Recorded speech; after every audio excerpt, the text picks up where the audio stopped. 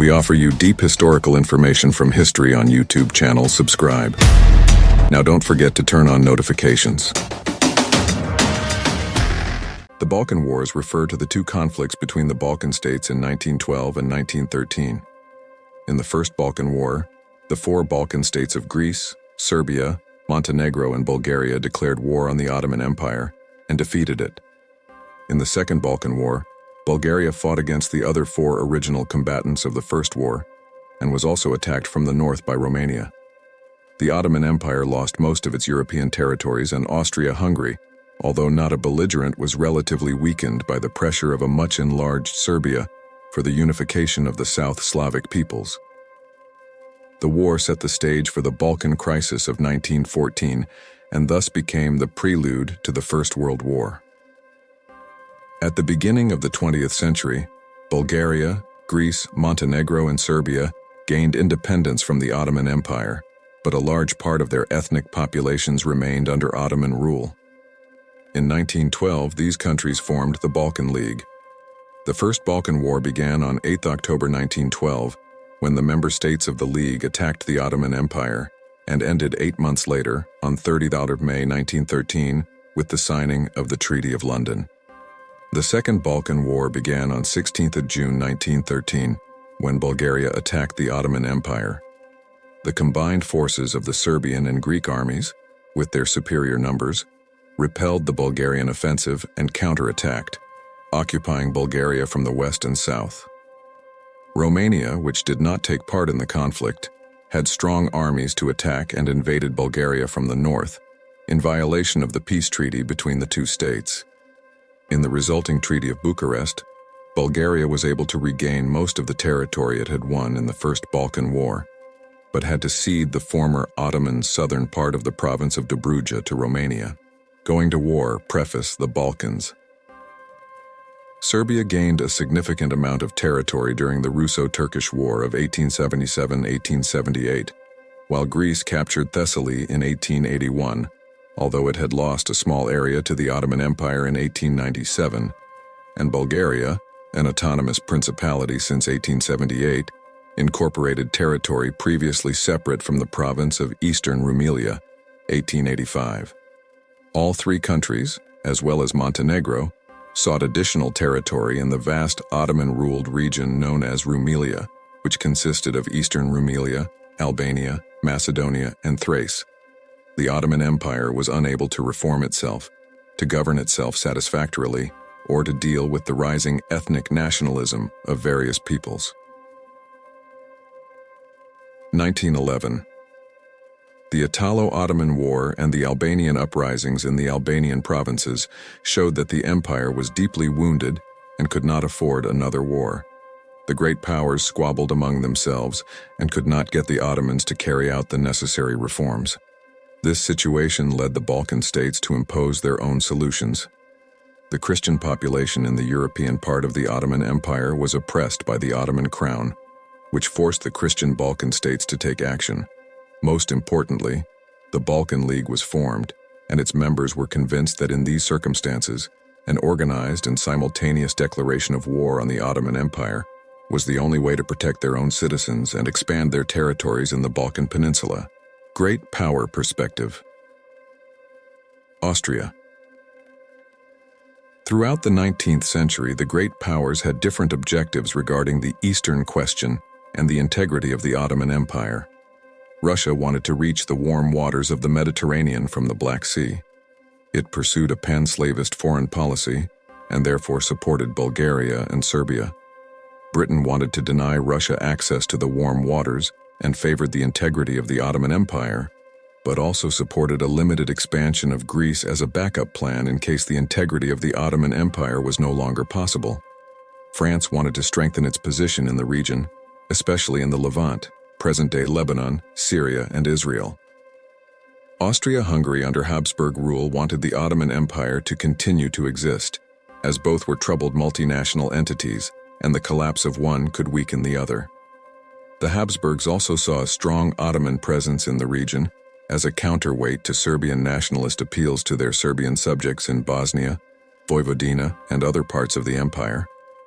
Italy's main objective at the time seems to have been to deny another major maritime power access to the Adriatic, while the German Empire, with its Drang nach Osten policy, supported the integrity of the Ottoman Empire and aimed to make it its de facto colony. In the late 19th and early 20th centuries, Bulgaria and Greece fought over Ottoman Macedonia and Thrace, with ethnic Greeks seeking the forced Hellenization of ethnic Bulgarians and ethnic Bulgarians seeking the Bulgarization of Greeks, rise of nationalism, and both nations sending armed irregulars into Ottoman territory to protect and assist their ethnic kin. 4. From the beginning of 1908, a low-intensity war, the Macedonian struggle, took place in Macedonia between the Greek and Bulgarian gangs and the Ottoman army. The situation changed drastically after the Young Turk Revolution in July 1908. Treaties before the Balkan War. Negotiations between the governments of the Balkan states began in the second half of 1911 and were conducted entirely in secret. The treaties and military agreements were published in French translations in Le Matin, Paris, France, on 24th and 26th November after the Balkan Wars. In April 1911, an attempt by the Greek Prime Minister Eleutherios Venizelos to reach an agreement with the Bulgarian Prime Minister and form a defensive alliance against the Ottoman Empire failed due to Bulgarian doubts about the strength of the Greek army. Later that year, in December 1911, Bulgaria and Serbia agreed to begin negotiations on an alliance under the strict supervision of Russia. The agreement between Serbia and Bulgaria was signed on 29th of February, 13th of March 1912. Serbia wanted to expand into Old Serbia, and as Milan Milovanovic told his Bulgarian counterpart in 1909, "As long as we are not allied with you, our influence over the Croats and Slovenes will be insignificant." Bulgaria, on the other hand, wanted autonomy for the region of Macedonia under the influence of both countries. The Bulgarian foreign minister at the time, General Stefan Paprikov, said in 1909, "It is clear that tomorrow, if not today, the most important issue will again be the Macedonian question, and this question, whatever it may be, cannot be decided without more information or less direct participation of the Balkan states." Bulgaria was to take the Rhodope Mountains and all the territories east of the Strumona River, while Serbia was to annex the territories north and west of Mount Skardu. The Pact of Alliance between Greece and Bulgaria was finally signed on 16 and 29 May 1912, without any partition of the Ottoman territories. In the summer of 1912, Greece began to conclude gentlemen's agreements with Serbia and Montenegro. Although a draft treaty of alliance with Serbia was presented in October, a formal treaty was never signed due to the outbreak of war. As a result, Greece had no territorial or other commitments other than the common purpose of fighting the Ottoman Empire. In April 1912, Montenegro and Bulgaria reached an agreement that included financial support for Montenegro in the event of war with the Ottoman Empire. As mentioned above, a gentleman's agreement was soon reached with Greece. At the end of September, a political and military alliance was concluded between Montenegro and Serbia. By the end of September 1912, Bulgaria had signed a treaty with the Ottoman Empire, and Montenegro had signed a treaty with Serbia. By the end of September 1912, Bulgaria had formal written alliances with Serbia, Greece, and Montenegro, while a formal alliance was also signed between Serbia and Montenegro, while the Greek Karadag and Greek-Serbian agreements were essentially verbal, gentlemen's agreements. All this completed the formation of the Balkan Union. 1912, Albanian Rebellion. Skopje, North Macedonia. The Albanian Uprising of 1912, also known as the Albanian War of Independence, was the last uprising in Albania against the rule of the Ottoman Empire and lasted from January to August 1912. 100. The uprising ended when the Ottoman government agreed to meet the rebels' demands on 4th September 1912. Demands on 4th September 1912. In the forthcoming Balkan War, Muslim Albanians generally fought against the Ottomans. Balkan League. At that time, the Balkan states were able to maintain armies that were both numerous in relation to the population of each country and ready to mobilize, inspired by the idea of freeing the enslaved parts of their homelands. Since the front near the Ottoman capital was expected to be the most important front, it was proposed that the bulk of the Bulgarian army should be on the Thracian front.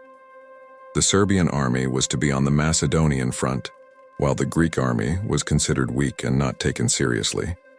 Greece was needed in the Balkan League because of its navy and its ability to dominate the Aegean Sea and cut off the reinforcements of the Ottoman armies. The Ottoman mobilization in Thrace on 26 September 1912 forced Serbia and Bulgaria to take action and order their own mobilization. 30 September, Greece also ordered mobilization. Montenegro declared war on the Ottoman Empire on 25 September 28 October after negotiations over the status of the border failed. On 30 September 13 October, the ambassadors of Serbia, Bulgaria, and Greece presented a joint ultimatum to the Ottoman government, which was immediately rejected. The empire withdrew its ambassadors from Sofia, Belgrade, and Athens, while Bulgarian, Serbian, and Greek diplomats left the Ottoman capital on 17 October 1912, handing over the declaration of war. The state of the Ottoman Empire Edirne Center Edirne, the three Slavic allies, Bulgaria, Serbia, and Montenegro, maintaining their pre-war secret arrangements and under the close supervision of Russia, Greece was not involved, had drawn up comprehensive plans for coordinating the war effort. Serbia and Montenegro were to attack Sandžak, Bulgaria, and Serbia in Macedonia and Thrace. The situation of the Ottoman Empire was difficult. Its population of about 26 million provided an enormous pool of manpower, but 3/4 of the population lived in the Asian part of the empire. With the outbreak of war, the Ottoman Empire activated 3 army headquarters: the Thracian headquarters in Constantinople, the Western headquarters in Salonika, and the Vardar headquarters in Skopje against the Bulgarians, Greeks, and Serbs respectively. Smaller independent units were deployed elsewhere, mostly around heavily fortified cities. 1912 First Balkan War Shkodra, Albania-Montenegro was the first to declare war on 8 October. Its main thrust was against Iskoder, with secondary operations in the Novi Pazar area. The rest of the Allies declared war a week later after issuing a joint ultimatum. Battle of Kirkali-Karjali, Bulgaria. On the first day of the war, 18 October 1912, Delov's detachment crossed the border in 4 columns and advanced southwards.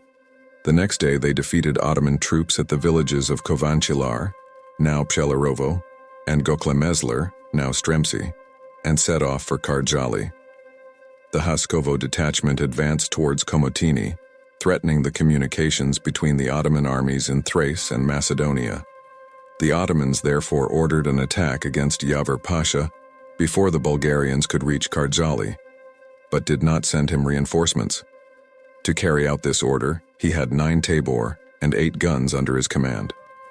However, the Bulgarians were unaware of the enemy's strength, and on 19 October the Bulgarian High Command, headquarters of the active army under General Ivan Fichev, ordered General Ivanov to halt the advance of the Haskovo detachment as it was considered risky, but the Second Army commander did not withdraw his orders.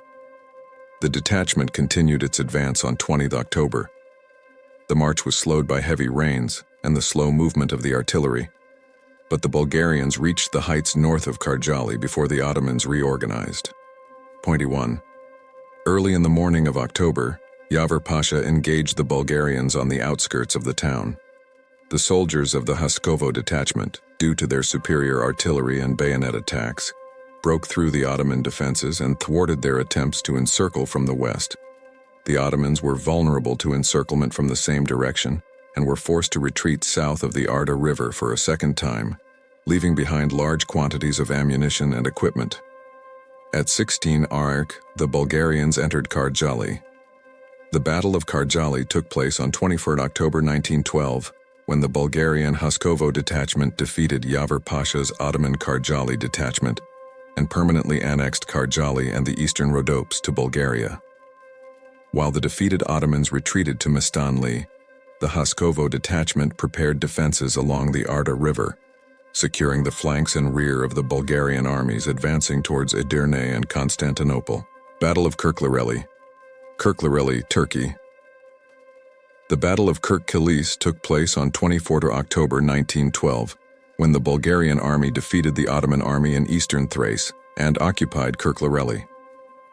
The first battles took place around several villages north of the town. The Bulgarian attacks proved irresistible, and the Ottoman forces were forced to retreat. On 10 October, the Ottoman army threatened to split the 1st and 3rd Bulgarian armies, but was quickly stopped by the attack of the 1st Sofia and 2nd Preslav brigades. On 10 October, the Ottoman army threatened to split the 1st and 3rd Bulgarian armies, but was quickly stopped by the attack of the 1st Sofia and 2nd Preslav brigades, and after bloody fighting all along the front of the town, the Ottomans began to retreat, and the next morning, the 40 churches, Lozengrad, fell into Bulgarian hands.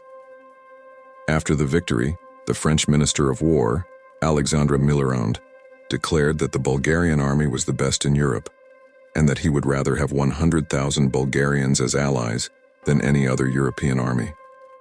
Battle of Pente-Pigadia, Greece. The Epirus army crossed the Arta Bridge into Ottoman territory at midday on 6 October and captured the Gribovo Hills by the end of the day. On 9 October, the Ottomans counterattacked, starting the Battle of Gribovo, and on the night of 10 or 11 October, the Greeks were pushed back towards Arta. After regrouping the next day, the Greek army, realizing that the Ottoman positions had been abandoned and having captured Philippiada, attacked again. On 19 October, the army of Epirus, together with the Ionian fleet of the Greek navy, launched an attack on Preveza. The city was captured on 21 October. After the fall of Preveza, Asad Pasha moved his headquarters to the old Venetian fortress at Pente-Pigadia, Bespinar, which he had repaired and expanded as it overlooked one of the 2 main roads to Ioannina, and also recruited local Cham Albanians into armed militias. In October, the 3rd Evzone Battalion and the 1st Mountain Battery took up positions on Gora Hill in the Anogeo area, and the 10th Evzone Battalion took up positions southeast of the village of Sklivani, Kipos Hill, and on Laka Hill near the village of Pigadia. 2.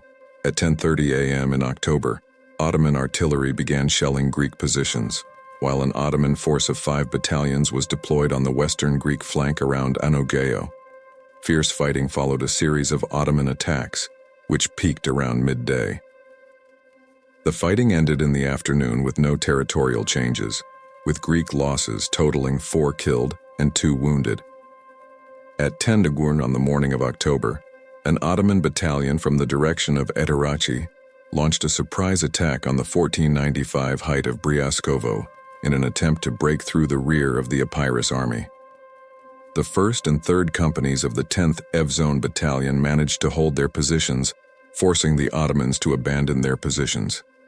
The 1st and 3rd companies of the 10th Evzone Battalion and the 2nd Company of the 3rd Evzone Battalion managed to hold their positions and launched a successful counterattack, forcing the Ottomans to abandon their dead and wounded. The Ottoman attack on Anogeo was similarly repulsed, while the Ottoman attack on the eastern Greek flank was halted due to the difficult terrain in the area. Early snowfall prevented the Ottomans from launching a large-scale attack, while the Greeks held their ground in a series of skirmishes that lasted until 30 October, when the Ottomans retreated to the village of Pesta. Greek losses in the Battle of Pente-Pigadia were 26 killed and 222 wounded. Battle of Sarantaporo, Greece. The Battle of Sarantaporo was the first major battle fought during the First Balkan War between Greek forces under Crown Prince Constantine and Ottoman forces under General Hasan Tahsin Pasha. The battle began when the Greek army attacked the Ottoman defenses at the Sarantaporo Pass, which connected Thessaly with central Macedonia. Despite being considered impregnable by its defenders, the main body of the Greek forces managed to advance deep into the pass while auxiliary troops broke through the Ottoman flanks. The Ottomans abandoned the defensive line during the night, fearing encirclement. The Greek victory at Sarantaporo paved the way for the capture of Servia and Kozani. Battle of Kumanovo, Northern Macedonia. The Battle of Kumanovo was an important battle of the First Balkan War. It was a significant Serbian victory over the Ottoman army in the province of Kosovo shortly after the start of the war. After this defeat, the Ottoman army abandoned much of the area, suffering heavy losses in manpower, mostly due to desertion and war material. Although Zeki Pasha operationally surprised the Serbian command with his sudden offensive, his decision to attack against a superior enemy was a major mistake that determined the outcome of the Battle of Kumanovo. On the other hand, the Serbian command started the battle unplanned and unprepared, for which it missed the chance to pursue the defeated enemy and effectively end the operations in the area, despite having fresh troops in the rear echelon. Even after the end of the battle, the Serbs believed that the battle was fought against weaker Ottoman troops and that the main enemy forces were in the Ovche Pole. However, the Battle of Kumanovo was a decisive factor in the course of the war in the region. The Ottoman plan for offensive warfare failed, and the Vardar army was forced to abandon many areas due to the cutting of supply routes from Anatolia, and lost a significant number of artillery pieces without the possibility of reinforcement. Unable to organize the defense of the Vardar River, the Vardar army was forced to abandon Skopje and withdraw as far as Prilep. The First Army advanced slowly and entered Skopje on 26 October. 2 days later it was reinforced by the Morava Division, while the rest of the Third Army was sent to western Kosovo, and then through northern Albania to the Adriatic coast. The Second Army was sent to assist the Bulgarians in the siege of Adrianople, while the First Army prepared to attack Prilep and Bitola. Siege of Iskodra, Albania. The siege of Iskodra was launched by the Montenegrins on 28 October 1912. The Montenegrins were supported by reinforcements from their Serbian allies when the fighting turned into siege warfare. Radomir Veshovic, a Montenegrin officer, took part in the siege, for which he was twice wounded and for which he was awarded the Golden Obilic Medal and the nickname of Knight Berdunyolt. The Turkish and Albanian defenders of Iskoder were led by Hasan Riza Pasha and his lieutenant Esad Pasha. After about 3 months of siege, the disagreements between the two Ottoman leaders escalated when, on 30 January 1913, Esad Pasha had 2 Albanian servants ambush and kill Riza Pasha. The ambush occurred as Riza Pasha was leaving Esad's house after a dinner engagement, leaving Esad Pasha in full control of the Turkish forces in Üsküdar. The disagreements between the two men centered on the ongoing defense of the city. Reza Pasha wanted to continue the fight against the Montenegrins and Serbs, while Esad Pasha was in favor of ending the siege through secret negotiations conducted with Russian advice. Esad Pasha's plan was to surrender Üsküdar to the Montenegrins and Serbs as the price for their support in his attempt to proclaim himself King of Albania.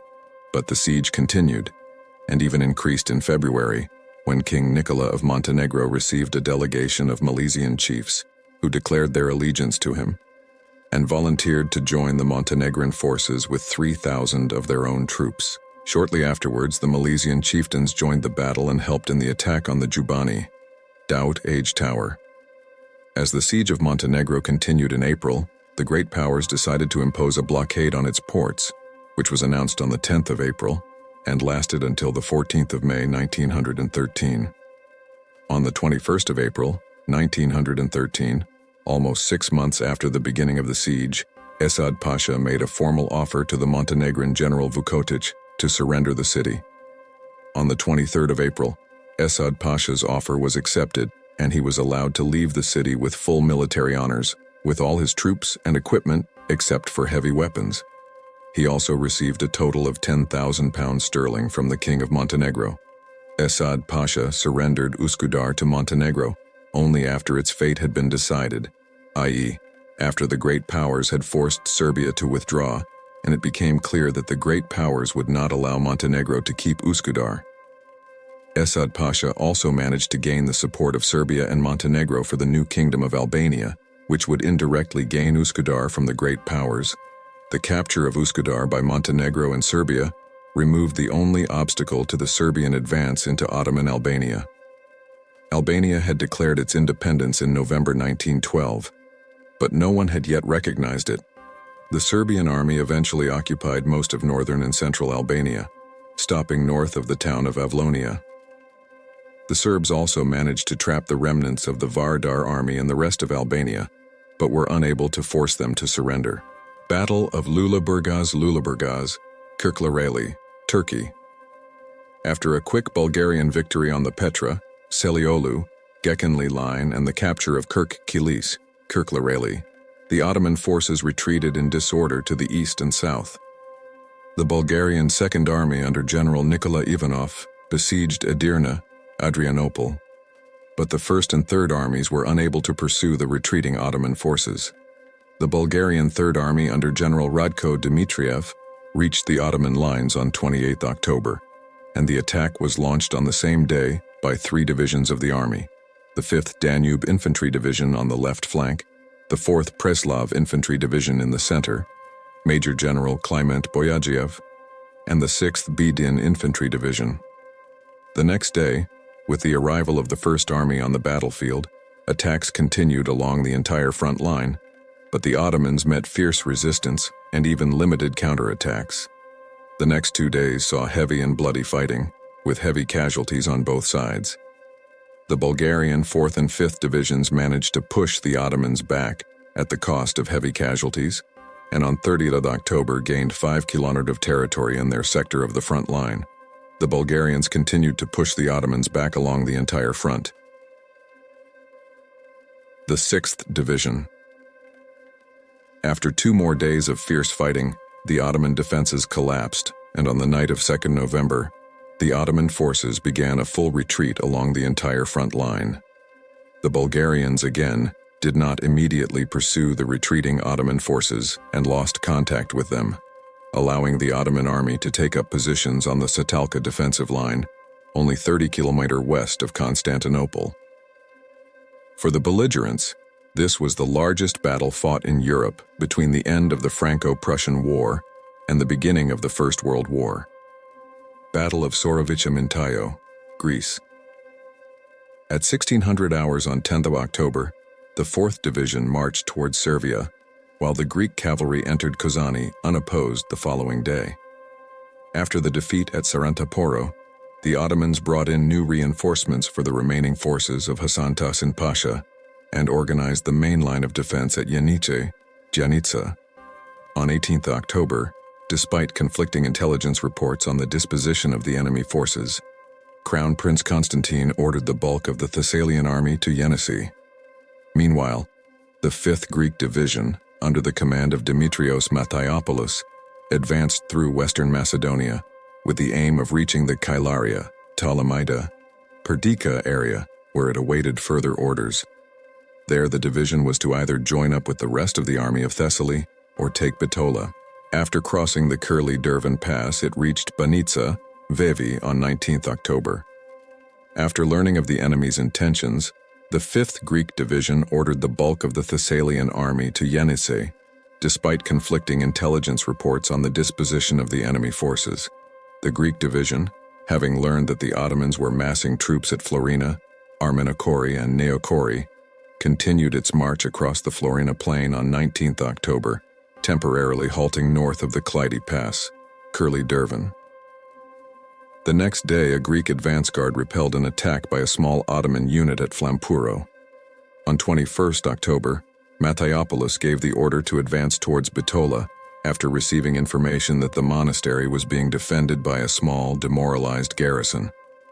This decision was further encouraged by the Serbian victory at Prilep and the Greek victory at Yenisei. The Battle of Sorovic took place from 21 to 24 October 1912. It was fought between Greek and Ottoman forces during the First Balkan War and took place around the area of Sorovic, Amintaio. The Greek 5th Division, advancing in western Macedonia separately from the bulk of the Thessalian Greek army, was attacked outside the village of Lofoi and retreated to Sorovic, where it was outnumbered by an opposing Ottoman force. Q-23. Resisting repeated attacks throughout October, the division was routed after Ottoman machine guns hit its flank in a surprise attack in the early hours of 24 October. The Greek defeat at Sorovic led to Serbia capturing the disputed city of Monastir, Bitola. Battle of Yenisei-Jenica, Greece. After the defeat at Sarandaporo, the Ottomans added new reinforcements to what was left of Hasan Tahsin Pasha's forces. 2 divisions from Eastern Macedonia, a reserve division from Asia Minor, and a reserve division from Salonika, bringing the total Ottoman force in the area to 25,000 men and 36 pieces of artillery. The Ottomans chose to organize the main line of defense at Yenis, either because of the town's religious importance to Macedonia's Muslim population, or because they did not want to fight too close to Thessaloniki. The Ottomans dug their trenches on a 130-meter-high hill overlooking the plain to the west of the town. On the eastern approaches to Yenisei, the Ottomans reinforced the garrisons guarding the bridges over the Lodius River and the railway line at Plati and Gida. On 18th of October, the Greek General Command ordered its troops to advance despite conflicting intelligence reports on enemy positions. The 2nd and 3rd Greek divisions advanced along the same route to Tsaousli and Sekre, northeast of Yenisei respectively, with the 1st Greek division acting as the rearguard of the army. The 4th Division advanced northwest towards Yenisei, while the 6th Division encircled the town from further west in an attempt to capture Nadir. The 7th Division and the Cavalry Brigade advanced towards Gida to protect the army's right flank. The Constantinopolis Evzone detachment was ordered to capture Trikala. The Battle of Yenisei began with the Greek army attacking the Ottoman fortress at Yenisei, now Jenica, Greece, the last line of defense for the city of Thessaloniki. The rugged and marshy terrain surrounding Yenisei made the advance of the Greek army, especially its artillery, considerably more difficult. In the early hours of 20th of October, an infantry attack by the Greek 9th Evzone Battalion gave the Greek army momentum and led to the collapse of the entire Ottoman western flank. Ottoman morale plummeted, and most of the defenders fled after 2 hours. The Greek victory at Yenisei paved the way for the capture of Thessaloniki and the surrender of its garrison, helping to shape the modern map of Greece. The Battle of Prilep, northern Macedonia. The Battle of Prilep in the First Balkan War took place on 3 to 5 November 1912, when the Serbian army encountered Ottoman troops near the town of Prilep in what is now northern Macedonia.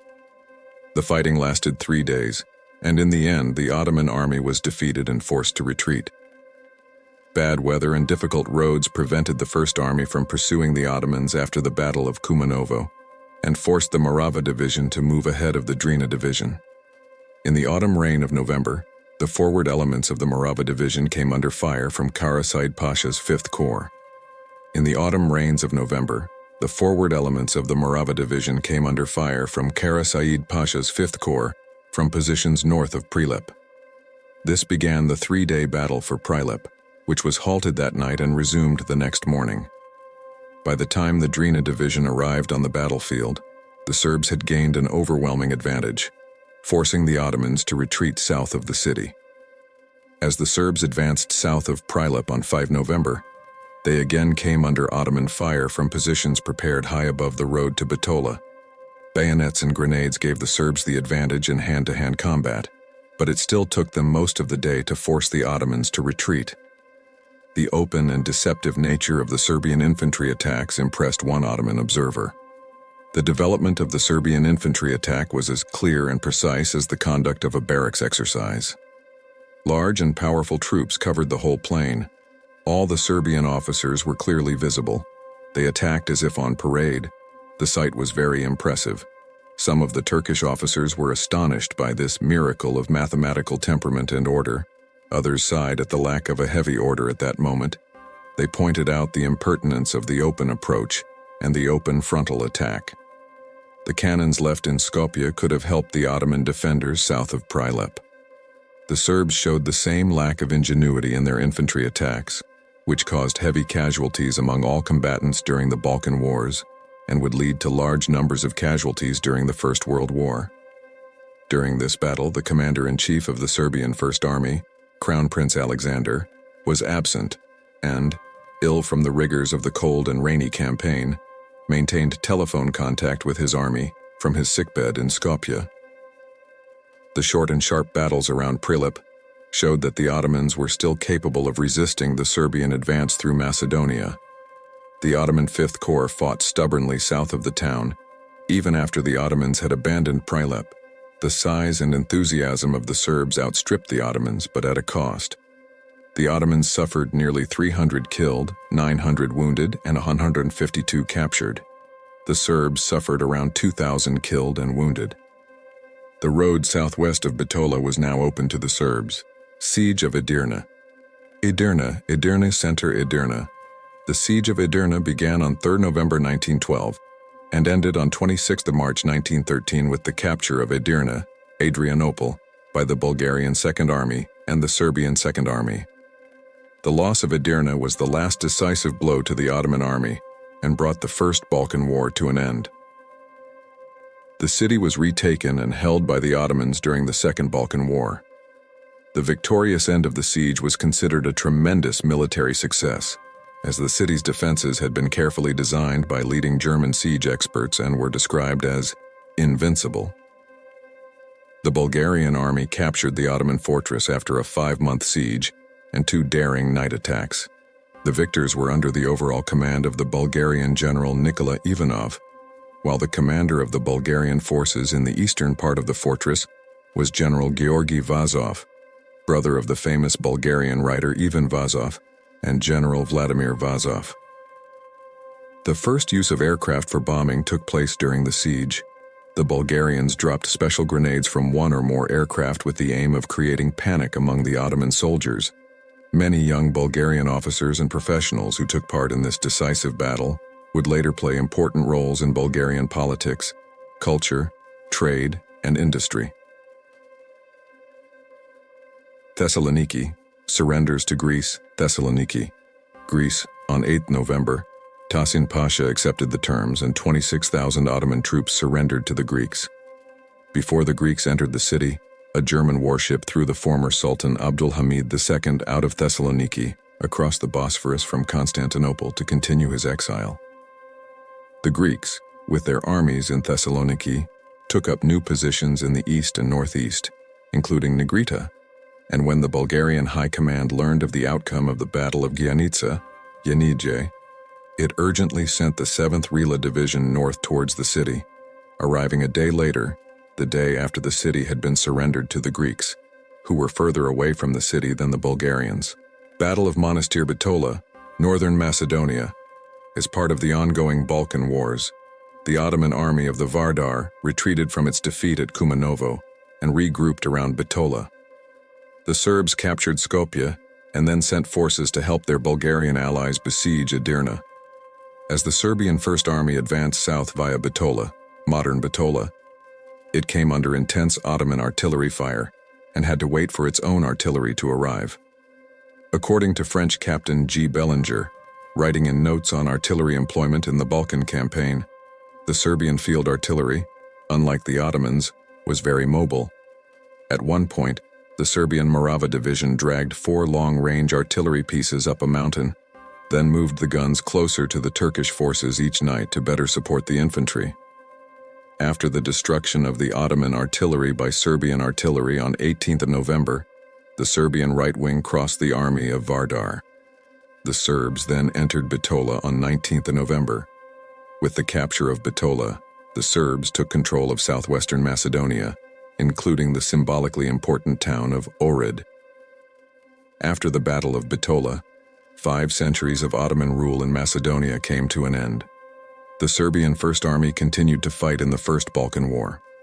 At this point, some officers wanted the First Army to continue its advance through the Vardar Valley towards Thessaloniki. Voivode Putnik refused. The threat of war with Austria-Hungary arose over the issue of the Serbian presence in the Adriatic. Also, with the Bulgarians and Greeks already in Thessaloniki, the appearance of Serbian forces there would only serve to further complicate an already complicated situation. First Battle of Çatalca-Çatalca, Istanbul, Turkey. The First Battle of Çatalca was one of the heaviest battles of the First Balkan War, fought on 17 to 18 November 1912. It was an initiative of the combined Bulgarian First and Third Armies under the command of Lieutenant General Radko Dmitriev. The Bulgarians defeated the Ottoman army of Catalka and broke through the last line of defense in front of the capital Constantinople, but heavy casualties forced the Bulgarians to abandon the attack. Himara revolt. Himara, Albania.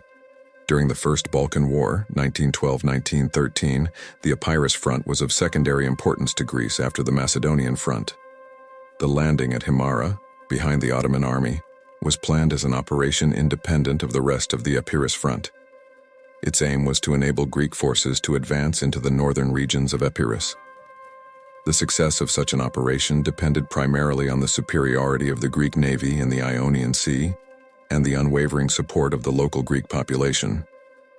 The Himara uprising successfully overthrew the Ottoman forces in the area, thus securing the coastal area between Sarandi and Avlonia for the Hellenic army. Austria-Hungary threatens war. Vienna, Austria. The developments leading up to the First Balkan War did not go unnoticed by the great powers, although there was a formal consensus among the European powers on the territorial integrity of the Ottoman Empire, which resulted in a stern warning to the Balkan states. Unofficially, each adopted a different diplomatic approach due to their conflicting interests in the region. Austria-Hungary, vying for a port on the Adriatic and looking for ways to expand southwards at the expense of the Ottoman Empire, was strongly opposed to any other country's expansion into the region.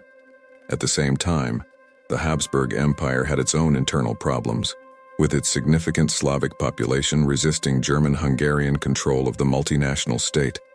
Serbia, whose aspirations for Austrian-controlled Bosnia were no secret, was seen as an enemy and the main instrument of Russian intrigue behind the provocation of Austria's Slavic subjects.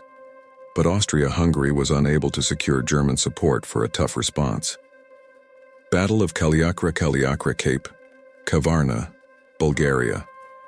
The Battle of Kaliakra, commonly known in Bulgaria as the Drazki Offensive, was a naval action in the Black Sea between 4 Bulgarian torpedo boats and the Ottoman cruiser Hamidiye. It took place in November 1912 off the Bulgarian port of Varna. It took place in November 1912, 32 miles off the Bulgarian main port of Varna. During the First Balkan War, the Ottoman Empire's supplies were dangerously limited, with the battles of Kirkkilis and Lula-Burgas, and the sea route from the Romanian port of Constanta to Constantinople becoming vital to the Ottomans. The Ottoman Navy also blockaded the Bulgarian coast, and on 15th of October, the commander of the cruiser Hamidi threatened to destroy Varna and Balchik unless the two towns surrendered. In November, an Ottoman convoy was attacked by 4 Bulgarian torpedo boats, the Drazki, Thick, Letyashti, Flying, Smelly, Brave, and Strogi, Hard. The attack was led by Letyashti, whose torpedoes, like those of Smelly and Strogi, missed. Smelly was damaged by a 150mm shell, and one of her crew was wounded.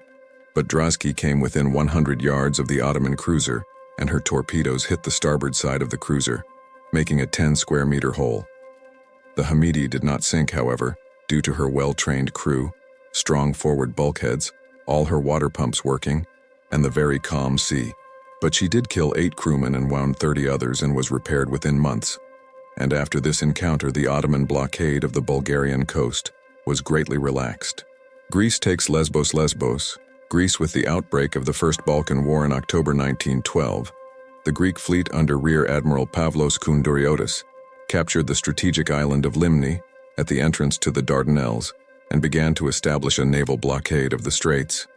With the Ottoman fleet behind the Dardanelles, the Greeks were in complete control of the Aegean and began to occupy the Aegean islands under Ottoman rule. Most of these islands had little or no troops, except for the larger islands of Chios and Lesbos. The latter was garrisoned by the 2nd Battalion of the 18th Infantry Regiment. The Ottoman garrison consisted of 3,600 men, of whom 1,600 were professional soldiers and the rest irregulars and conscripted Christians, under the command of Major Abdulghani Pasha, whose headquarters were at Molivos, and the Greeks therefore delayed the advance on Chios and Lesbos until operations on the main front in Macedonia had been completed, and forces could be released for a serious offensive. Another factor was Bulgaria's rapid advance in Thrace and eastern Macedonia, and the Greek government feared that Bulgaria might use Lesbos as a bargaining chip in future peace negotiations. A special force was formed to capture Lesbos. Marine infantry detachments were assembled in the Gulf of Mondros and embarked on the cruiser Avarov and the steamer Pelops, along with some light naval artillery and 2 machine guns. The landing force set sail for Lesbos on 7 November 1912, joined en route by a reserve infantry battalion, 15 officers and 1,019 men, recently raised from Athens. The Battle of Lesbos took place between 21st November and 21st December 1912 during the First Balkan War and resulted in the capture of the eastern Aegean island of Lesbos by the Kingdom of Greece. Greece gets Kioskios, Greece. The occupation of the island was a protracted affair. The Greek landing force, commanded by Colonel Nikolaos Delagrammatikas, quickly captured the eastern coastal plain and the town of Chios, but the Ottoman garrison was well equipped and supplied and managed to retreat into the mountainous interior. A stalemate ensued, and operations were virtually suspended from late November until the arrival of Greek reinforcements in late December. Finally, on 3rd January 1913, the Ottoman garrison was defeated and forced to surrender. Ottomans lose western Thrace, Peplos, Greece. After a long chase through western Thrace, Bulgarian troops under General Nikola Genev and Colonel Alexander Tanev surrounded the 10,000-strong Karjali detachment under Mehmed Yaver Pasha. Attacked around the village of Merhamli, now Peplos in modern Greece, only a few of the Ottomans managed to cross the river Evros, the rest surrendering the following day on 28 November. With the surrender at Merhamli, the Ottoman Empire lost western Thrace, while the Bulgarian positions downstream of the Evros and around Constantinople were stabilized. The successes of the Karma Cavalry Brigade and the Karjali detachment secured the rear of the Second Army besieging Edirne and facilitated the supply of the First and Third Armies at Catalia. Albania declares independence. Albania. The Albanian Declaration of Independence of 28 November 1912 had a significant impact on the then ongoing First Balkan War. It marked the emergence of Albania as a new state, affecting the balance of power in the Balkans and creating a new dynamic in the ongoing war. The Kingdom of Serbia opposed the plan for this rather large Albanian state, whose territory is now recognized as the concept of Greater Albania, preferring to divide the European territories of the Ottoman Empire among its 4 Balkan allies. Ceasefire, coup and war begin again. London. Yukan Armistice was signed on 3 December 1912 between the Ottomans and Bulgaria, which also represented Serbia and Montenegro, and peace negotiations began in London. Greece also attended the conference but refused to accept the armistice and continued its activities in the Epirus sector. The negotiations were interrupted on 23 January 1913 in Constantinople, when the Young Turk coup d'etat under Enver Pasha overthrew the government of Kamil Pasha. Fighting resumed on 3 February 1913, when the armistice expired. The Greek Navy defeats the Ottoman Navy. Dardanelles Straits, Turkey. From the beginning of the war, the Greek Navy acted aggressively while the Ottoman Navy remained in the Dardanelles. Admiral Kountouriotis landed at Limni, while the Greek fleet liberated a number of islands. On 6 November, Kountouriotis sent a telegram to the Ottoman admiral. "We have taken Bozkada, and we're waiting for your fleet to land. If you need coal, I can supply it." On 16 December, the Ottoman fleet left the Dardanelles. The Royal Greek Navy under Rear Admiral Pavlos Kountouriotis, with the flagship Avarov, defeated the Ottoman Navy under Captain Ramiz Bey, just outside the entrance to the Dardanelles. During the battle, Kountouriotis, fed up with the slow speed of the 3 old Greek battleships Hydra, Spetsai, and Psara, hoisted the Z flag, meaning independent action, and single-handedly made 20 knots against the Ottoman fleet. Taking advantage of their superior speed, guns, and armor, Avarov managed to cross the T of the Ottoman fleet, concentrating her fire on the Ottoman flagship Barbaros Hayreddin and forcing the Ottoman fleet to retreat in disorder.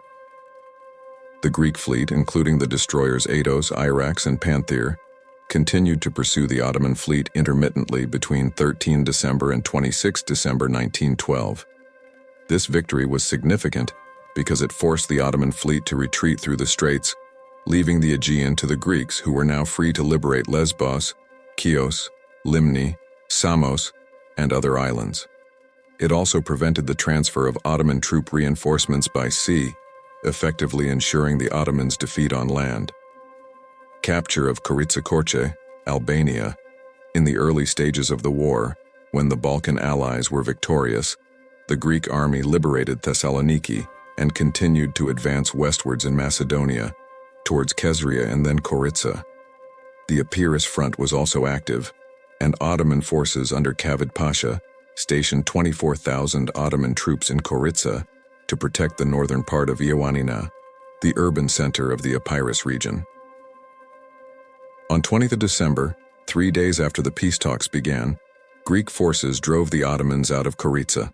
This would give Greek forces a significant advantage in controlling Ioannina and the entire region at the Battle of Byzani in March 1913. Greek domination in the Aegean Lemnos, Greece. The Battle of Limni was a naval battle during the First Balkan War in which the Greeks defeated the Ottoman Empire's second and final attempt to break the Greek naval blockade of the Dardanelles and regain supremacy in the Aegean. This naval battle, the last naval battle of the First Balkan War, forced the Ottoman Navy to retreat to its base in the Dardanelles, where it remained for the rest of the war, thus securing control of the Aegean Sea and the Aegean Islands. From Greece, Bulayir war Bulayir, Bulayir Gelibolu Chana. The strong Ottoman stronghold of Edirne had been blockaded by the Bulgarian army since the beginning of the war in 1912. From mid-January 1913, the Ottoman High Command prepared an offensive towards Edirne to break the blockade. The advance began on the morning of 8th of February, when the Mayuratebi division advanced under cover of fog from the Gulf of Saior towards the Bulair Road. The attack was uncovered only 100 paces from the Bulgarian positions. At 7 a.m., the Ottoman artillery opened fire. The Bulgarian auxiliary artillery also opened fire, as did the soldiers of the 13th Infantry Regiment, and the enemy's advance was slowed. From Oittauarm, the Ottoman 27th Infantry Division, concentrated along the coast of the Sea of Marmara, advanced. The Ottomans, due to their superiority, took the position at Doganarslan Farm and began to encircle the left flank of the 22nd Infantry Regiment. The command of the 7th Rila Infantry Division reacted immediately and ordered the 13th Rila Infantry Regiment to counterattack, forcing the Muratebi Division to retreat. Bulayir Gelibolu Tsana. The strong Ottoman stronghold of Edirne had been blockaded by the Bulgarian army since the beginning of the war in 1912. From mid-January 1913, the Ottoman High Command prepared an offensive towards Edirne to break the blockade. The advance began on the morning of 8th February, when the Mayuratebi Division advanced under cover of fog from the Gulf of Saior towards the Bulair Road. The attack was uncovered only 100 paces from the Bulgarian positions. At 7 a.m., the Ottoman artillery opened fire. The Bulgarian auxiliary artillery also opened fire, as did the soldiers of the 13th Infantry Regiment, and the enemy's advance was slowed. From Oittauarm, the Ottoman 27th Infantry Division, concentrated along the coast of the Sea of Marmara, advanced. The Ottomans, due to their superiority, took the position at Doganarslan Farm and began to encircle the left flank of the 22nd Infantry Regiment. The command of the 7th Rila Infantry Division reacted immediately and ordered the 13th Rila Infantry Regiment to counterattack, forcing the Muratebi Division to retreat. The Ottoman forces, surprised by the determined actions of the Bulgarians, panicked when they saw the advancing 22nd Thracian Infantry Regiment, and the Bulgarian artillery now concentrated its fire on Doganarslan Siftlik. At around 15 Khor, the 22nd Regiment launched an offensive against the right flank of the Ottoman forces, and after a short but fierce engagement, the enemy began to retreat. Most of the fleeing Ottoman troops were killed by the accurate fire of the Bulgarian artillery. The entire Bulgarian army then attacked and defeated the Ottoman left flank. At around 17:00, the Ottoman forces renewed the attack and moved towards the Bulgarian center, but were repulsed and suffered heavy losses. The position was cleared of Ottoman forces, and the defensive line was reorganized. At the Battle of Bulare, the Ottoman forces lost almost half of their manpower and left all their equipment on the battlefield. Ottoman counterattack Gallipoli Çanakkale, Turkey on 20th February. Ottoman forces launched attacks on both Catalca and Gallipoli to the south, with the Ottoman X-Corps landing at Şarköy with 19,158 men and 48 guns, and an attack further south at Bulare, part of the 30,000-strong Ottoman army isolated on the Gallipoli Peninsula, with some 15,000 men, supported by 36 guns. Both attacks were supported by fire from Ottoman warships and were intended to relieve the pressure on Edirne in the long term. They were countered by about 10,000 men with 78 guns. Both attacks were supported by fire from Ottoman warships and were intended to relieve the pressure on Edirne in the long term. They were opposed by about 10,000 men with 78 guns. The Ottomans were probably unaware of the presence in the area of the new 92,289-strong 4th Bulgarian Army under General Stilian Kovachev, and the Ottoman attack on the thin isthmus, with a front of only 1,800 meters, was hampered by dense fog and heavy Bulgarian artillery and machine gun fire. Meanwhile, the Ottoman X-Corps, which had landed at Şarköy, advanced until 23 February 1913, when it managed to stop the reinforcements sent by General Kovachev. Casualties on both sides were light. The Ottoman attack on the strong Bulgarian 1st and 3rd armies at Çatalca, initially launched as a diversion from the Gallipoli-Şarköy operation to pin down the Bulgarians, was unexpectedly successful.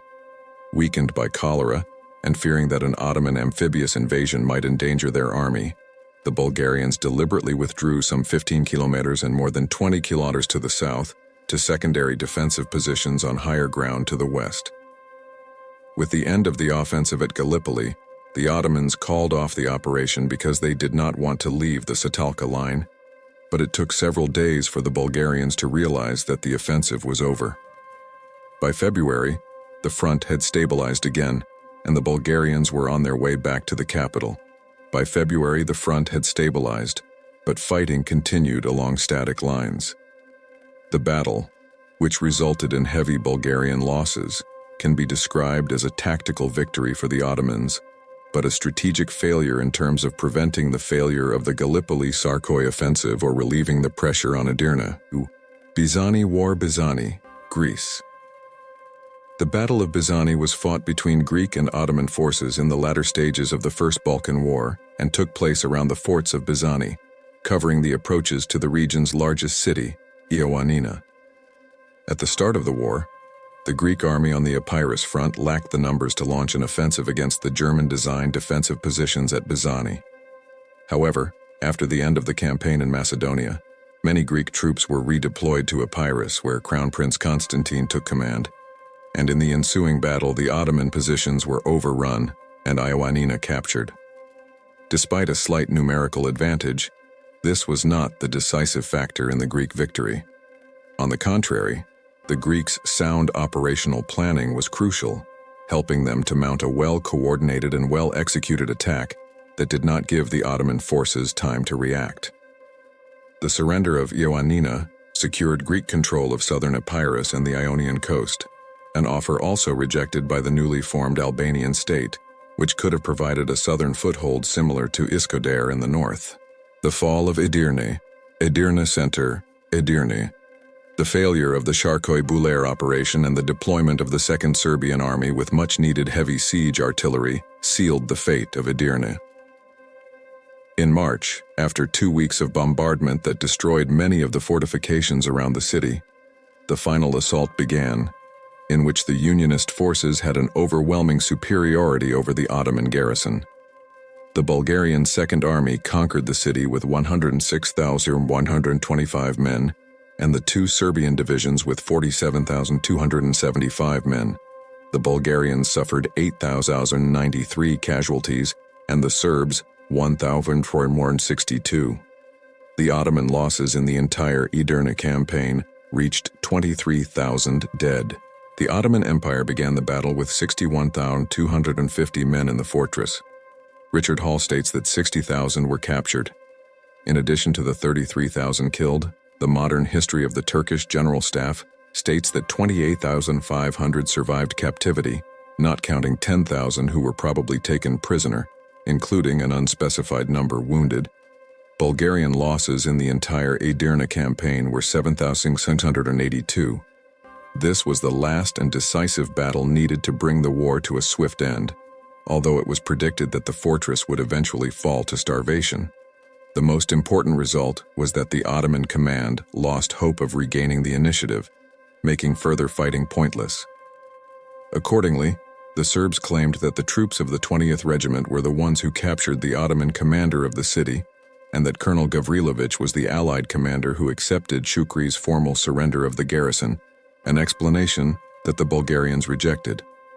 The Serbs lodged an official protest, pointing out that although they had sent their troops to Edirne to capture Bulgarian territory, the capture of which had never been foreseen in their mutual agreement, the Bulgarians had never fulfilled the clause of the agreement that Bulgaria would send the Serbs to Edirne. A few weeks later, friction increased when Bulgarian delegates in London publicly warned the Serbs that they could not expect Bulgarian support for their Adriatic claims. Following the Kriva-Palanka-Adriatic line of extension, the Serbs angrily said that this was a clear withdrawal from the pre-war agreement of mutual understanding.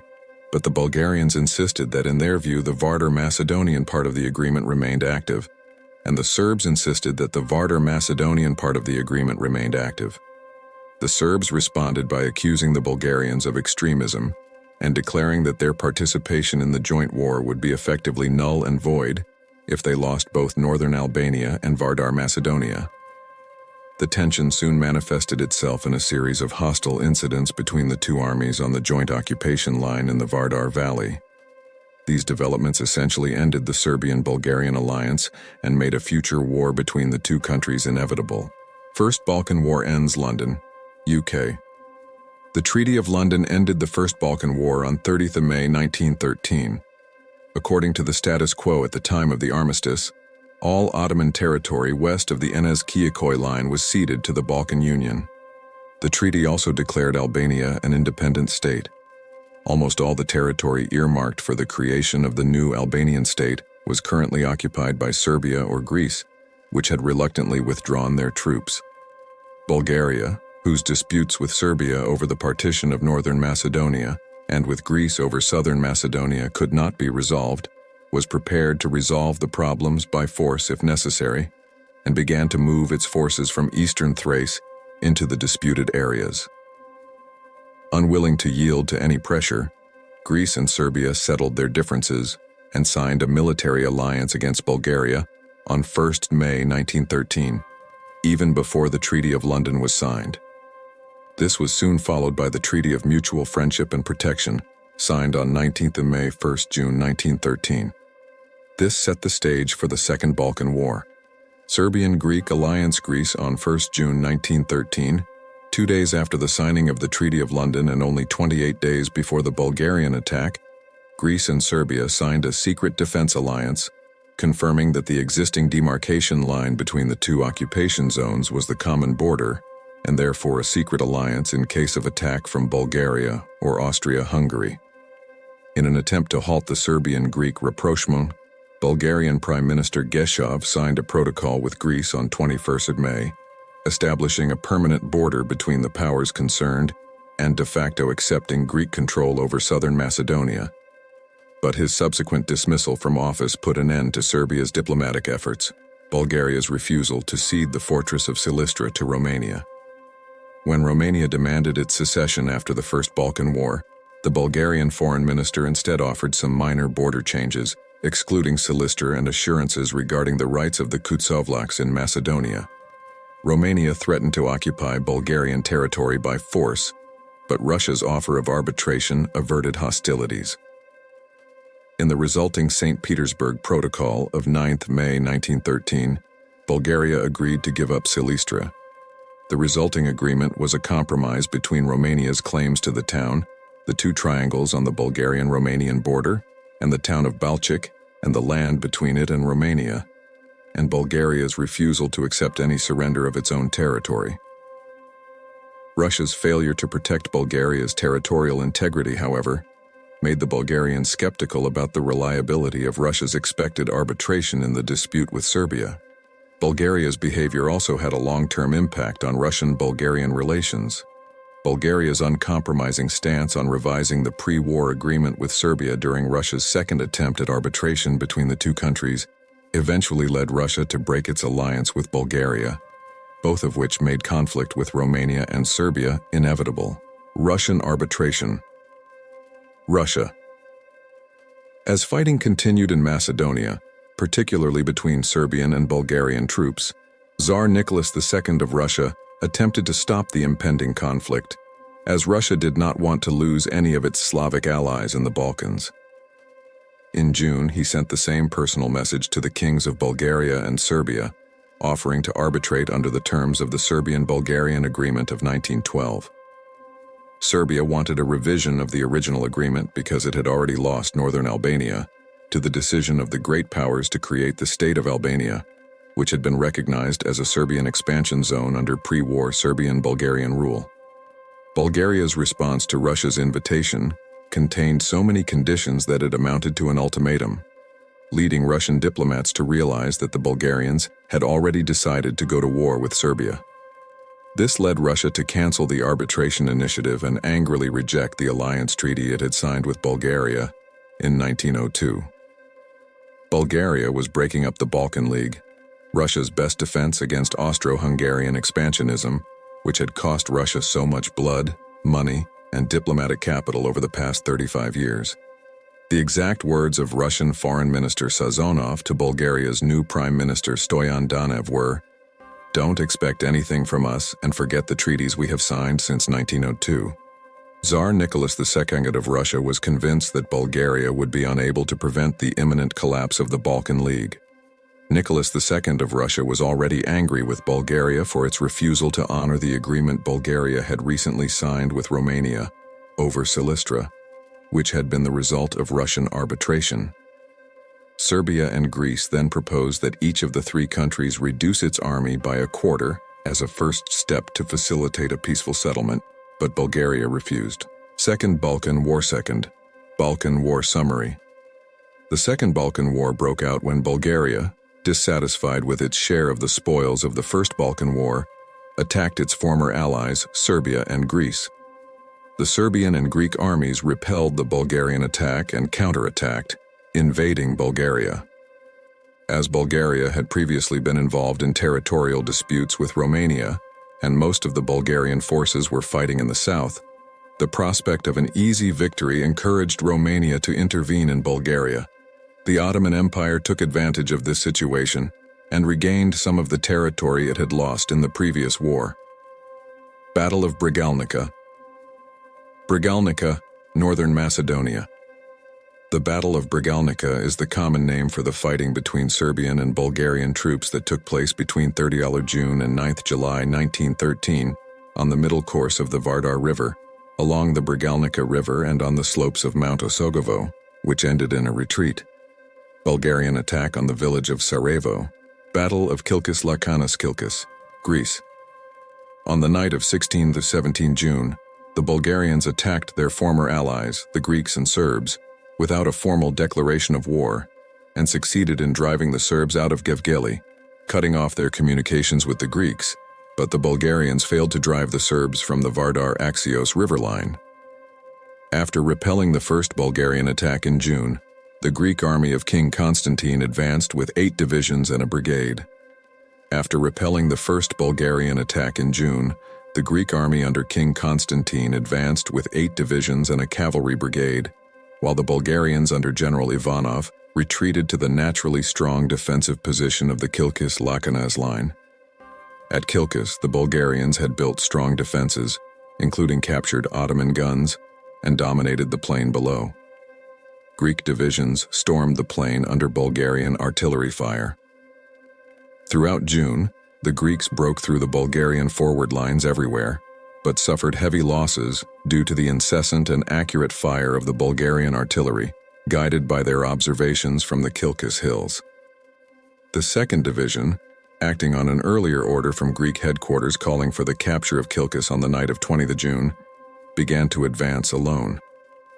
On the night of 20th of June, after an exchange of artillery fire, 2 regiments of the 2nd Division crossed the Galakos River and successively attacked the 1st, 2nd, and 3rd Bulgarian defensive lines, entering the town of Kilkis on the morning of 21st June.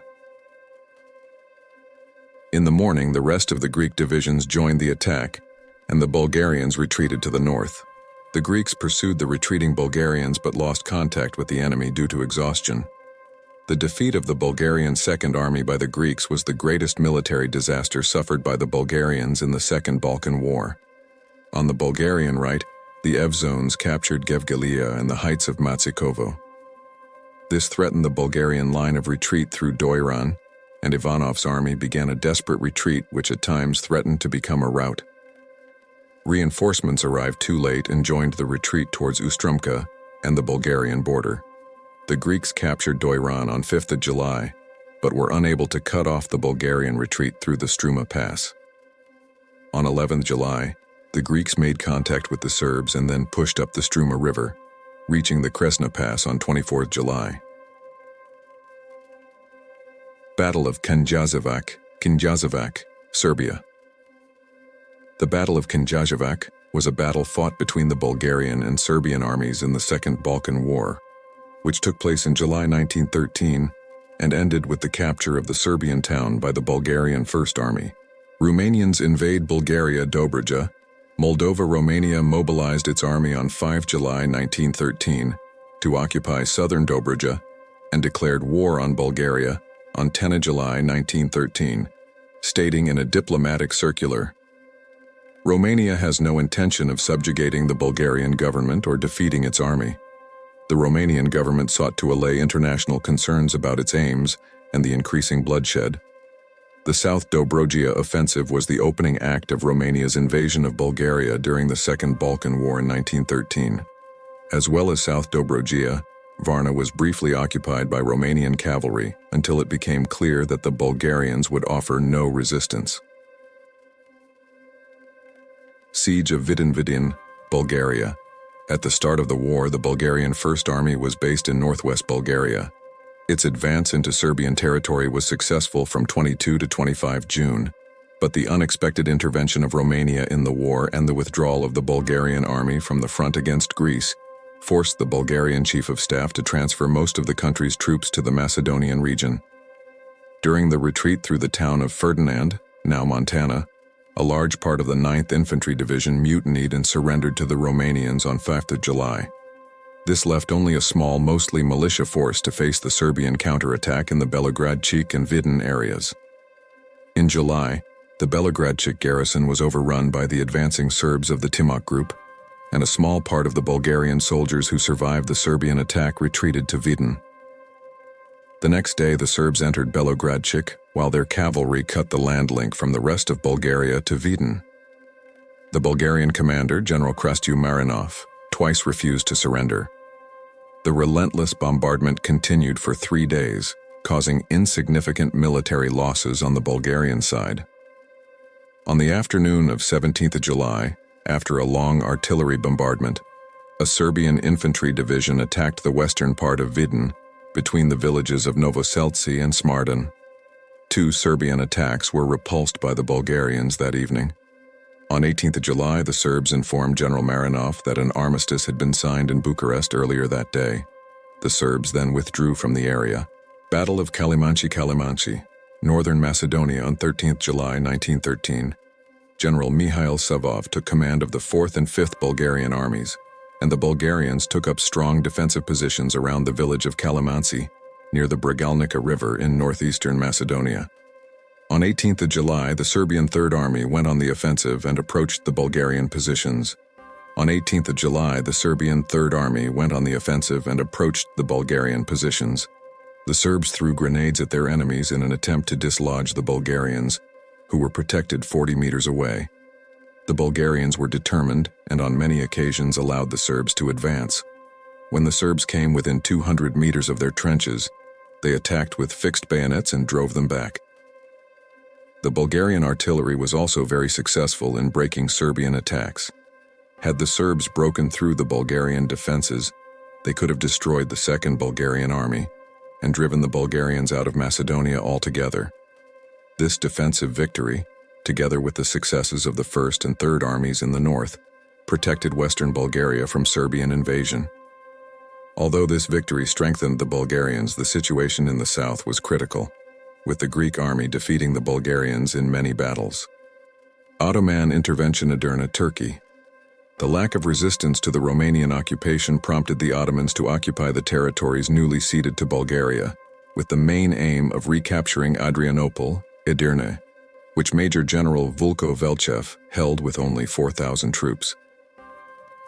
The majority of the Bulgarian forces occupying eastern Thrace had withdrawn the previous year in the face of a Serbian-Greek attack. Most of the Bulgarian forces occupying eastern Thrace had withdrawn earlier in the year to face a Serbian-Greek attack. Ottoman troops garrisoned in Katalka and Gallipoli reached the Enos-Midia line on 12th of July and crossed it on 20th of July 1913 to occupy Bulgaria. The total Ottoman occupation force consisted of 200,000 to 250,000 men under the command of Ahmed Izzet Pasha. The First Army was stationed at the eastern Midia end of the line, followed from east to west by the Second Army, the Third Army, and the Fourth Army stationed at Gallipoli. Edirne was abandoned on 19th of July, but the Ottomans did not occupy it immediately, so the Bulgarians reoccupied it the next day, 20th of July. The Ottomans did not stop, so it was abandoned a second time on 21st July and occupied by the Ottomans on 23rd July. The Ottoman armies did not stop at the old frontier, but crossed into Bulgarian territory. A cavalry unit advanced to Yambol and captured it on 25th of July. The Ottoman invasion, more than the Romanian one, caused panic among the peasants, many of whom fled to the mountains. The leaders saw it as a complete reversal of fortune. Like the Romanians, the Ottomans suffered no casualties in the battle, but lost 4,000 soldiers to cholera. Some 8,000 Armenians fighting on the Ottoman side were wounded, and their sacrifice was highly praised in the Turkish newspapers. To help Bulgaria repel the rapid Ottoman advance in Thrace, Russia threatened to attack the Ottoman Empire through the Caucasus and send its Black Sea Fleet to Constantinople, provoking British intervention. Battle of the Kresna Strait. Kresna Gorge, Bulgaria. Greek advance and crossing of the Kresna Pass. Following the victorious Battle of Doiran, Greek forces continued their advance northwards. On 18th of July, the 1st Greek Division succeeded in pushing back the Bulgarian rearguard and seizing an important foothold at the southern end of the Kresna Pass. At the crossing, the Greeks were ambushed by the Bulgarian Second and Fourth Armies, which had just arrived from the Serbian front and had taken up defensive positions. The Greek advance continued, and on 25 of July, the village of Krupnik, north of the pass, was captured, and the Bulgarian troops were forced to retreat to Simitli. Simitli was captured on 26th of July, and on the night of 27-28th of July, the Bulgarian forces were pushed north towards Gorna Jumaya, now Blagoevgrad, 76 kilometers south of Sofia. Meanwhile, Greek forces continued their advance into western Thrace, entering Xanthi on 26 July. The following day, Greek forces entered Komotini without Bulgarian resistance. Bulgarian counterattack and ceasefire, the Greek army was halted outside Gorna Jumaya by fierce Bulgarian resistance. On 28 July, Greek forces resumed the offensive and captured a line from Cherovo to Tepe 1378, southeast of Gorna Jumaya.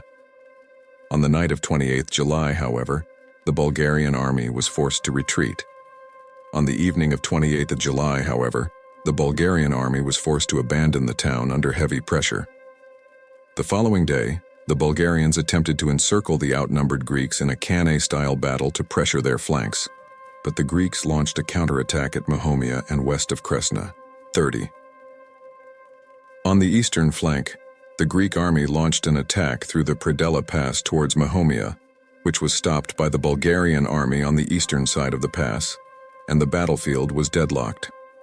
On the western flank, an offensive was launched towards Cherevo Selo with the objection of reaching the Serbian lines. This was unsuccessful, and the Bulgarian army continued to advance, especially in the south. where Bulgarian forces cut the Greek line of retreat through Berovo and Strumica by 29 of July, leaving the Greek army with only one route of retreat. But after 3 days of fighting in the Pechevo and Mahomia areas, the Greek forces held their positions. On 30th of July, the Greek headquarters planned to launch an offensive against Charaevo Selo. On 30th of July, Greek headquarters planned to launch a new offensive to advance towards the Gorna Jeremia area. And fighting continued that day with Bulgarian forces deployed in strategic positions to the north and northeast of the city. Meanwhile, King Constantine I, who had ignored Bulgaria's request for a ceasefire during his trip to Sofia, sent a letter to Prime Minister Venizel. Meanwhile, King Constantine I, who had ignored Bulgaria's request for a ceasefire during his journey to Sofia, informed Prime Minister Venizelos that his army was physically and morally exhausted, and urged him to seek a cessation of hostilities through the mediation of Romania. This request led to the signing of the Treaty of Bucharest on 31st of July 1913, ending one of the bloodiest battles of the Second Balkan War. Treaty of Bucharest. Bucharest, Romania armistice with the Romanian army approaching Sofia. Bulgaria asked Russia to mediate. On 13th of July, Prime Minister Stoyan Danev resigned in the face of Russian inaction. On 17th of July, the Tsar appointed Vasil Radoslavov to head the pro-German and Russophobic government. In July, Serbian Prime Minister Nikola Pasic invited a Bulgarian delegation via St. Petersburg to meet the Allies directly at Niš in Serbia. The Serbs and Greeks, both now on the offensive, were in no hurry to make peace. In July, Tsar Ferdinand sent a message to King Carol through the Italian ambassador in Bucharest. The Romanian armies had halted outside Sofia. Romania proposed moving the talks to Bucharest, and the delegations boarded a train from Niš to Bucharest on 24th of July. When the delegations met in Bucharest on 30th of July, the Serbs were led by Pasic, the Montenegrins by Vukotic, the Greeks by Venizelos, the Romanians by Titu Maiorescu, and the Bulgarians by Finance Minister Dimitur Tonchev. Romania refused to allow the Ottomans to attend, forcing Bulgaria to negotiate with them separately. Treaty of Bucharest, Bulgaria had already agreed to cede South Dobruja to Romania on 19th of July. The Bulgarians hoped to keep the Vardar River as the border between Macedonia and their part of Serbia, the latter preferring to keep all of Macedonia up to the Struma. Pressure from Austria-Hungary and Russia forced Serbia to settle for most of northern Macedonia, leaving only the town of Ishtip to the Bulgarians in honor of General Fichev, who, in Pasic's words, had brought Bulgarian guns to the gates of Constantinople in the First World War. Although Austria-Hungary and Russia supported Bulgaria, the influential alliance of Germany and France, in which Kaiser Wilhelm II was the brother-in-law of the Greek king, ceded Kavala to Greece. The last day of negotiations was 8th of August. 10 August, Bulgaria, Greece, Montenegro, Romania, and Serbia signed the Treaty of Bucharest, dividing Macedonia into 3 parts. Vardar, Macedonia, went to Serbia.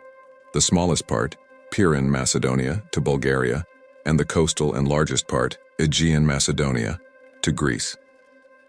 This increased Bulgaria's territory by 16% compared to before the First Balkan War, and its population from 4.3 million to 4.7 million. 7 million Romania increased its territory by 5%, and Montenegro by 62%. Greece increased its population from 2.7 million to 4.4 million, and its territory by 68%. Serbia almost doubled its territory and increased its population from 2.9 million to 4.5 million. Treaty of Constantinople, Istanbul, Turkey. In August, Ottoman forces set up a provisional government in western Thrace at Komotini to pressure Bulgaria to make peace.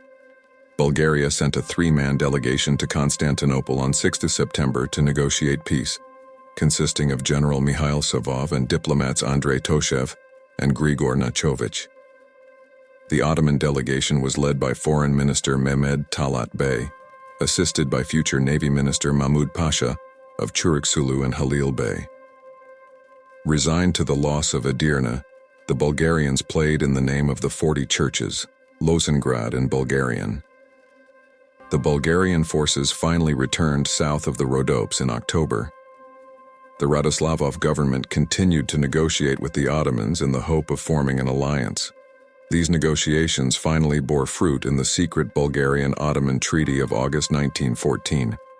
The Treaty of Constantinople exchanged 46,764 Orthodox Bulgarians from Ottoman Thrace for 48,570 Muslims, Turks, Pomaks, and Roma from Bulgarian Thrace.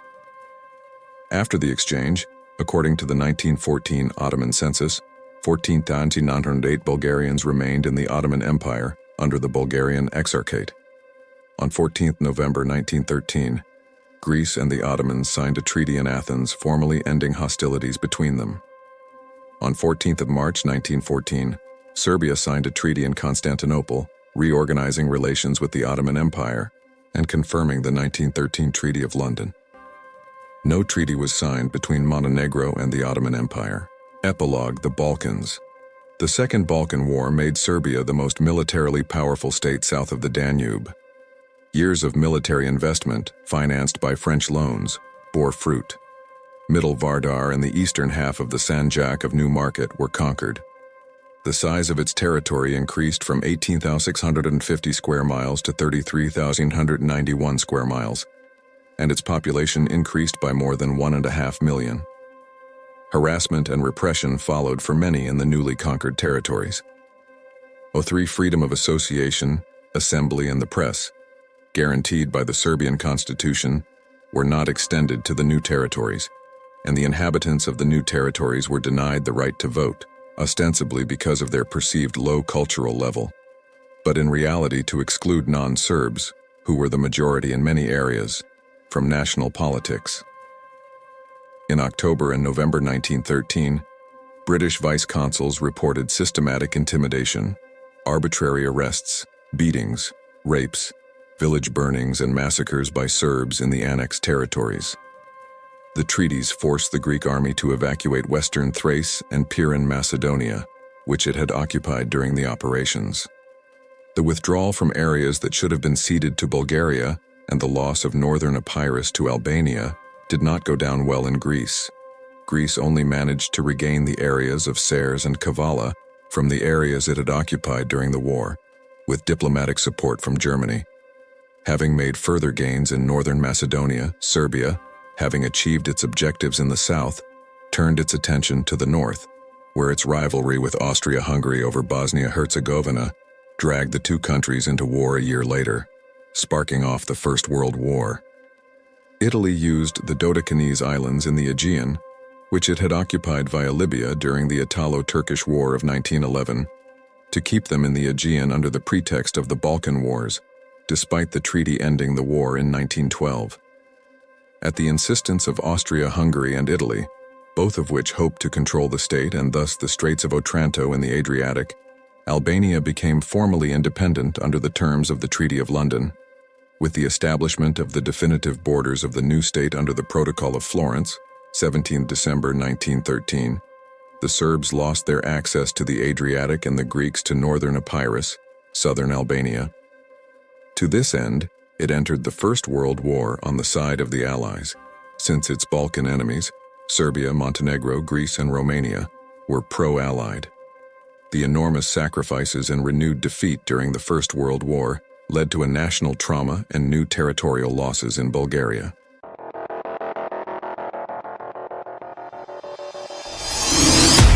We offer you deep historical information from history on YouTube channel. Subscribe. Now don't forget to turn on notifications.